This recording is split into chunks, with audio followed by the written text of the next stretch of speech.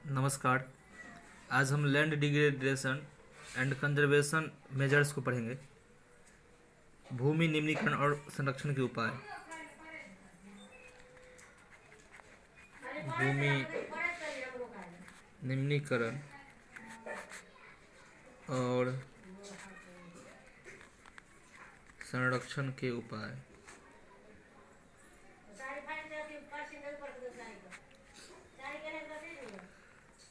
Land एक ऐसा resource है जिसका यूज़ काफ़ी समय से होता आ रहा है। हमारे जो पास्ट जनरेशन था वो और जो फ्यूचर जनरेशन है वो भी लैंड का यूज़ करेंगे। हमारा जो डेली नेसेसरी की चीज़ें हैं वो भी हम इसी से पूर्ति करते हैं। डेली नेसेसरी का 95% हम लैंड से ही भरपाई करते हैं। वो भले ही भोजन हो, मकान हो, कपड़े हो या और भी ज़रूरत की जो चीज़ें हों। ह्यूमन एक्टिविटीज़ के कारण लैंड लगातार लैंड में डिग्रेडेशन जारी ही है। इसकी निम्नीकरण ही जारी है। इसमें काफ़ी इसके क्वालिटी और क्वांटिटी में काफ़ी कमी आ रही है, क्वालिटी में खास करके। तो जिसके कारण नेचर में जो अवेलेबल ऐसे फैक्टर हैं जिसके कारण लैंड डिग्रेडेशन काफ़ी भारी मात्रा में होता है, वो भी एक्टिव हो जाता है, उसे भी सपोर्ट मिलता है। प्रेजेंट टाइम में इंडिया का लगभग 130 मिलियन हेक्टेयर लैंड जो है वो डिग्रेडेशन है, निम्नीकृत है, डिग्रेडेड है, जिसमें 28% इस पूरे का 28% लैंड फॉरेस्ट में डिग्रेडेड है, फॉरेस्ट वन में निम्नीकृत है। 56% ऐसा है जो वाटर इरोडेड है, जिसको पानी ने अपरदित कर दिया है, काट दिया है, पानी से के कारण कटा हुआ है। और बाकी जो पार्ट है वो या तो सैलाइन है या अल्कलाइन है, मतलब उसमें काफ़ी मात्रा में लवण घुला हुआ है, खारा है या फिर वो क्षारीय है। कुछ ह्यूमन एक्टिविटी जैसे डिफॉरेस्टेशन, ओवरग्रेजिंग, माइनिंग, इस सब के कारण भी लैंड डिग्रेडेशन काफ़ी भारी मात्रा में हुआ है। माइनिंग के बाद जो माइनिंग साइट्स हैं उसको खुला छोड़ देते हैं, जिसमें डीप स्कार्स गड्ढे होते हैं, उसके जो मलबे होते हैं उसे खुला छोड़ दिया जाता है, इसके कारण भी लैंड डिग्रेडेशन काफ़ी मात्रा में होता है। इस माइनिंग के कारण झारखंड, छत्तीसगढ़, मध्य प्रदेश, उड़ीसा में खास करके डिफोरेस्टेशन के कारण लैंड में डिग्रेडेशन हुआ है, डिग्रेड हुआ है लैंड। इसके अलावा गुजरात, राजस्थान, मध्य प्रदेश और महाराष्ट्र में ओवरग्रेजिंग के कारण लैंड डिग्रेडेशन हुआ है।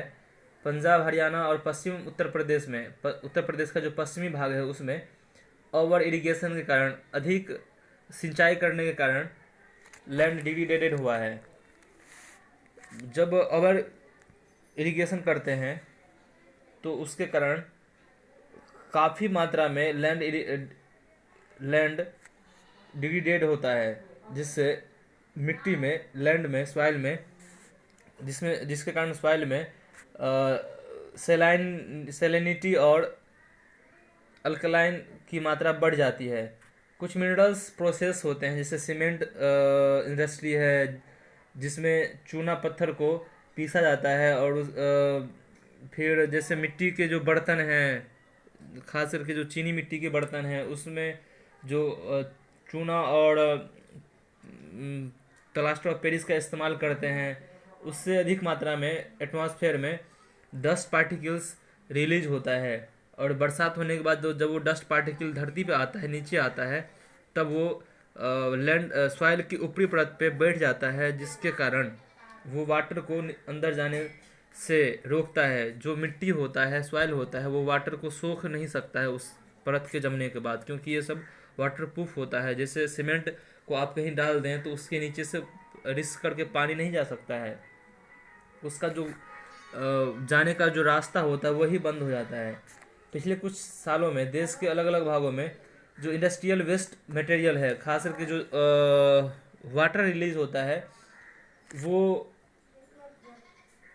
वो काफ़ी बड़ा फैक्टर है वाटर पोल्यूशन के होने में और लैंड पोल्यूशन के होने में। ये दो तरह के पोल्यूशन उससे होता है, जिसके कारण लैंड डिग्रीड होता है। लैंड डिग्रीडेशन के समस्या को सुलझाया जा सकता है। उसके कुछ तरीके हैं जिसके कारण हम लैंड को डिग्रीड होने से रोक सकते हैं। जैसे अफॉरेस्टेशन है, जो पास्चर लैंड है उसका सही तरीके से इस्तेमाल करना और उसके क्षेत्र को बढ़ा देने से हो सकता है। पेड़ों की जो रक्षक मेखला है, शेल्टर बेल्ट, उससे हम लैंड को डिग्रीड होने से बचा सकते हैं। फिर पास्चर लैंड पे कंट्रोल होना चाहिए। जो रेतीली भूमि है, जहाँ पे रेगिस्तानी पार्ट है, जो मरुस्थल है, वहाँ पे कांटेदार जो झाड़ियाँ होती हैं, बुशेज होते हैं, छोटे छोटे कटीली पौधे होते हैं, उसको लगा करके वहाँ सॉइल के इरोजन को रोक सकते हैं हम। जो बैरन लैंड है उसका भी सही इस्तेमाल होना चाहिए। और माइनिंग पे कंट्रोल होना चाहिए। माइनिंग भी कंट्रोल मतलब कि माइनिंग करने के बाद उस डीप स्कार्स को ढकना चाहिए, खुला नहीं छोड़ना चाहिए। फिर जो इंडस्ट्रियल वेस्ट मटेरियल है उसका ट्रीटमेंट सही तरीके से ट्रीटमेंट हो, उसके बाद ही उसे नदियों में छोड़ा जाए, रिवर में छोड़ा जाए।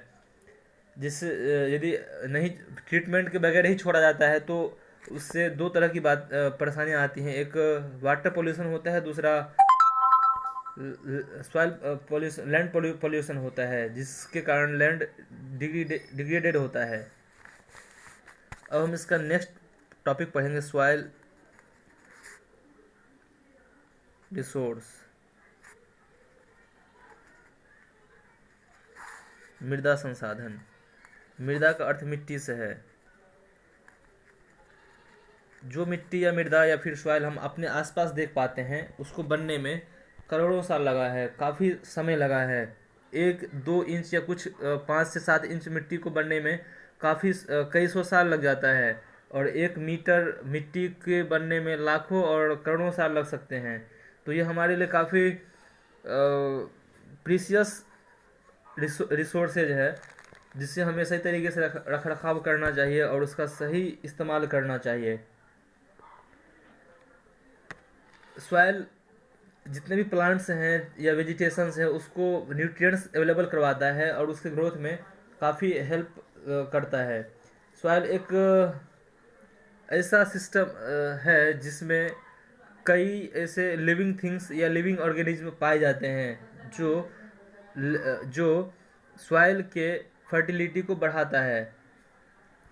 इसके बनने में कई फैक्टर हैं, जैसे रिलीफ फीचर है, पेरेंट रॉक्स है, क्लाइमेट है, वेजिटेशन है और दूसरे बायोटिक सब्सटेंसेज हैं। और इसमें सबसे बड़ा फैक्टर टाइम है। टाइम के अकॉर्डिंग ही ये चेंज होता है। इसमें नेचर के जो कई फैक्टर हैं, जैसे टेम्परेचर चेंजिंग है, फ्लो वाटर है, विंड है, जो ग्लेशियर हैं, और जो इरोजन का प्रोसेस हो रहा होता है, ये सब सॉइल को बनने में काफ़ी कंट्रीब्यूशन देता है। सॉइल में जो केमिकल होते हैं और जो बायोटिक केमिकल और जो बायोटिक चेंजिंग आता है वो काफ़ी महत्वपूर्ण है। सॉइल में ह्यूमस होता है और जो ह्यूमस एक बायोटिक सब्सटेंस है और सॉइल में अबायोटिक सब्सटेंस भी हो पाया जाता है। दोनों ही तरह के सब्सटेंसों से ये बना हुआ होता है।